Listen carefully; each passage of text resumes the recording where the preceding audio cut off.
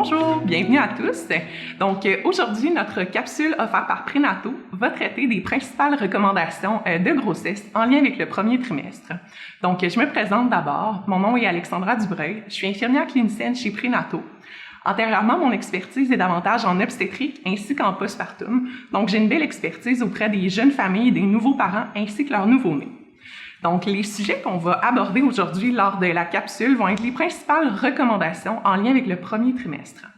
On va traiter de différents sujets, allant de la nutrition, au voyage, à la santé sexuelle ou autres, donc souvent des sujets qui sont abordés lors de la première rencontre de grossesse, en suivi de grossesse, et ça va répondre à plusieurs de vos questions que vous pourriez avoir à travers différents sujets. Donc, si on se lance immédiatement, on va débuter avec la nutrition. On s'entend que lors du premier trimestre, on a souvent beaucoup de nausées ou de vomissements qui peuvent complexifier un peu la prise alimentaire lors du premier trimestre. Donc, on va vraiment viser des aliments qui vous donnent envie et qui sont nutritifs, soit avec des petites collations fragmentées au courant de la journée et vraiment viser un apport qui vous fait plaisir pour vraiment maximiser les calories et l'apport alimentaire. Si on y va un petit peu plus précisément par rapport à certains groupes alimentaires, tout ce qui est au niveau des produits laitiers, on va viser des produits qui ont été pasteurisés. Donc ça inclut le lait, la crème glacée, les yogourts, les fromages à pâte ferme. En fait, tout ce qui est en vente à l'épicerie serait compatible avec une saine grossesse. Ce qu'on va tenter d'exclure de votre grossesse, ce sont vraiment les produits non pasteurisés, comme le lait provenant directement de la vache ou encore les fromages à pâte molle comme le brie ou le fromage bleu. Donc, ce serait vraiment à proscrire. Pour les femmes qui consomment des œufs, qui est une excellente source de protéines, on va viser une belle cuisson de l'œuf, donc soit avec des œufs brouillés ou au contraire avoir un jaune et un blanc d'œuf bien cuit, bien ferme.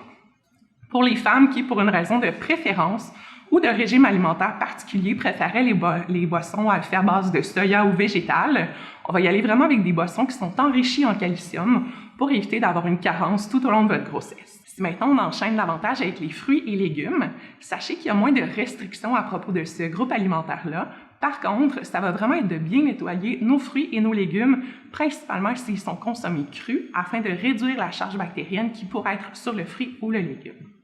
Si on s'attarde principalement aux légumes, on va vraiment exclure tout ce qui est les fèves germées, par exemple, ou les germes crus. Donc, ça inclut vraiment les pousses et, comme je vous ai mentionné, les fèves germées, par exemple. Si on va davantage au niveau de la protéine, que ce soit sous forme de viande animale ou de poisson, on va vraiment y aller avec une cuisson qui est optimale. Donc, on veut que le poisson ou la viande soit bien cuit. On élimine tout ce qui est cru.